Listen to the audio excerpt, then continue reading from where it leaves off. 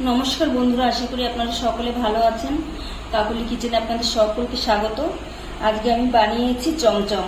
তাহলে চলুন কি করে বানিয়েছি দেখা যাক। এখানে আমি 1 লিটার দুধ নিয়েছি।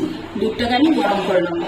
দুধ নিয়েছি আমি এই মেট্রো ড্রাই, এই প্যাকেটটা নিয়েছি। এই প্যাকেটটা আমি আগে কখনো করিনি, আজকে প্রথম করে দেখবো কেমন হয়।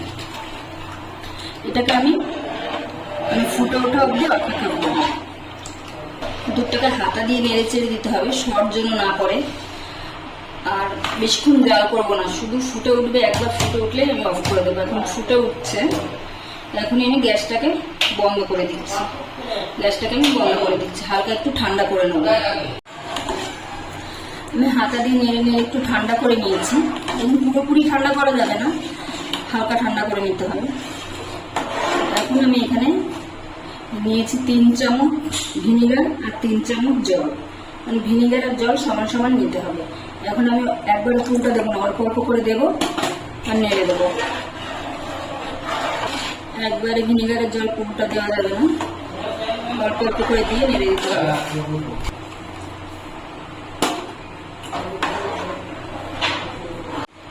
আমি 3 বারে দিলাম জলটা। ছানাটা আমার কাটা হয়ে গেছে।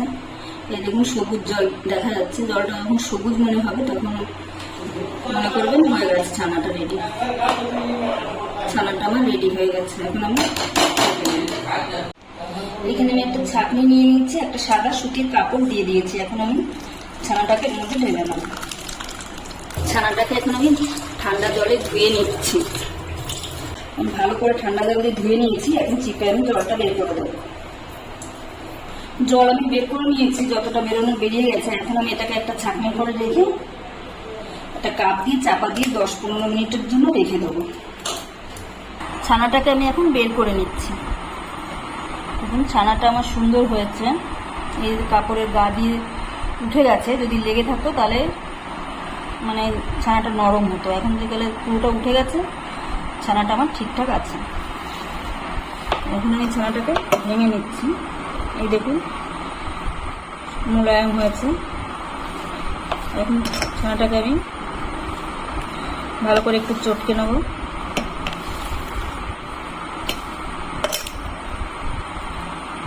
চটকে নিয়ে হাতের এইখান দিয়ে এভাবে ডলতে হবে। 3-4 মিনিট ধরে এইভাবে ডলে নেব। 3-4 মিনিট ধরে আমি ডলে ডলে মেখে নিয়েছি। এখন আমি এর ভিতরে সামান্য পরিমাণে একটু ফুড কালার দিয়ে দিচ্ছি আর সামান্য একটু জল কালারটার উপরে। এখন আমি আবার ভালো করে এটাকে মেখে নেব।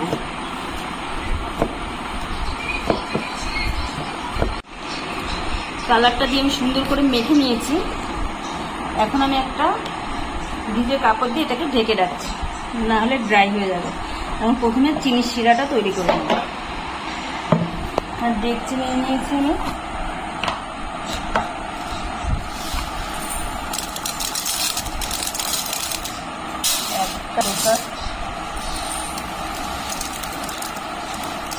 আমি এখানে 3 কাপের মতন চিনি দিলাম।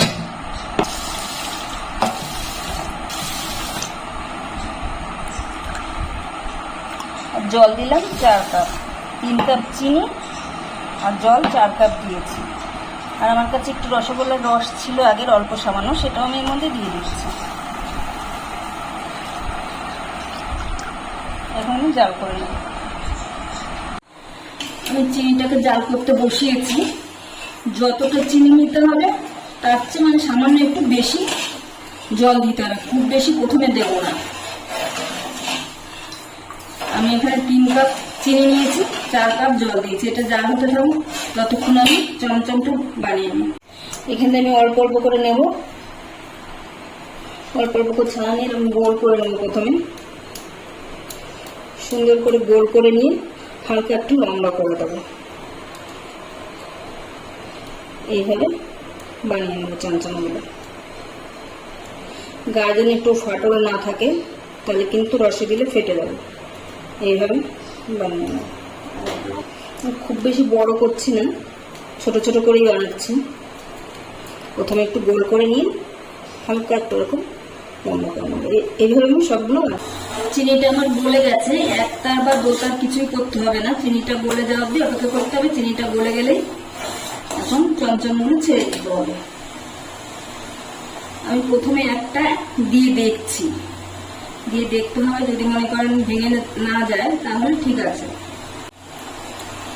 চমচমটা ভাঙেনি, তার মানে ঠিক আছে। এখন আমি সবগুলো ছেড়ে দেবো, একটা একটা করে ছাড়তে হবে, একসঙ্গে সবগুলো দিলে হবে না, একটা একটা করে আমি ছেড়ে দেবো। সবগুলো চমচম আমার দেওয়া হয়ে গেছে। এখন আমি 3-4 মিনিট নাড়াচাড়া কিছুই করবো না, এভাবে জাল হতে দেবো। গ্যাসের সামনেই দাঁড়িয়ে থাকতে হবে, নাহলে উঠে পড়ে যেতে পারে। 2-3 মিনিট পরে আবার আমি ঢাকাটা খুলে নেব। 2-3 মিনিট পরে আমি ঢাকাটা আবার খুলে নিচ্ছি। এখন চিনির রসটা মনে হচ্ছে ঘন হয়ে গেছে, আবার একটু জল দিয়ে দেবো।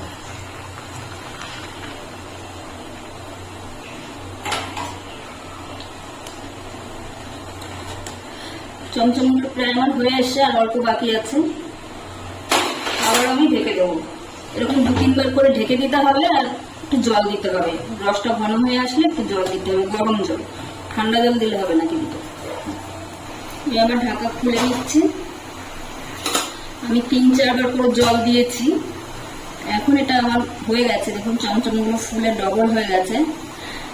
এখন এটা নিচে ডুবানো রয়েছে, অর্ধেকটা নিচে ডুবানো আছে, তার মানে এটা রস ঢুকে গেছে ভেতরে, উপরে আর ভেসে নেই, অর্ধেকটা জলের নিচে রয়েছে। এখন আমি গ্যাসটাকে অফ করে দেবো। চমচমগুলো এর ভিতরেই ঠান্ডা করে নেব। আমি একটা কড়া বসিয়েছি, এর মধ্যে 1 কাপ লিকুইড দুধ দিয়ে দিলাম, আর দিচ্ছি 3 চামচের মতন গুঁড়ো দুধ। আমি এটাকে ভালো করে মিশিয়ে নেব। এটা চমচমের ভেতরে যে ফিলিংটা দেবো সেটা একটা দিয়ে বানাচ্ছি, কারণ লিকুইড দুধ দিয়ে করতে গেলে অনেকটা সময় লাগবে, এই জন্য আমি গুঁড়ো দুধটা দিয়েছি। দুধটা আমার অনেকটা ঘন হয়ে গেছে, এটা অনবরত নেড়ে যেতে হবে, নাহলে নিভে লেগে যাবে। এখন আমি এর ভেতরে দিয়ে দিচ্ছি একটু সামান্য পরিমাণে একটু এলাচের গুঁড়ো, দিচ্ছি সামান্য ঘি। এখন এগুলোকে ভালো করে আবার নেড়ে নেব।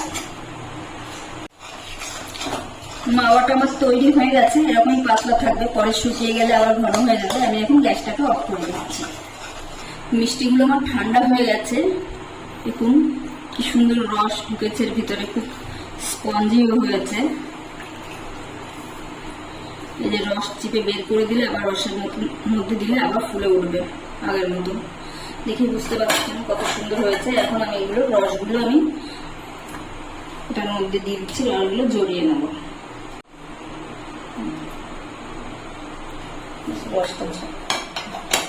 রসগুলো ঝরাতে রেখে দিলাম। আমি এখন একটা চমচম নিয়ে নিলাম, নিয়ে মাঝখান দিয়ে এভাবে কেটে দিচ্ছি। পুরোটা কাটবো না, কিছুটা কেটে দেখুন জালিটা কেমন জালি হয়েছে। এখন আমি যে ক্রিমটা বানিয়েছিলাম, ক্রিমটা আমি ভেতরে দিয়ে দিচ্ছি। ক্রিমটা দিয়ে ভালো করে আটকে নিচ্ছি।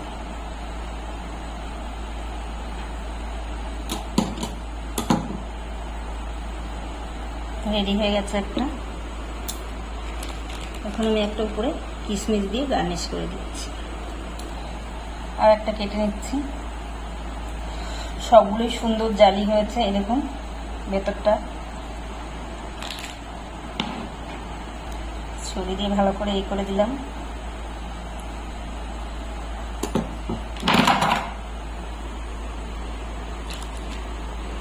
এইভাবে আমি সবগুলো গার্নিশ করে নেব।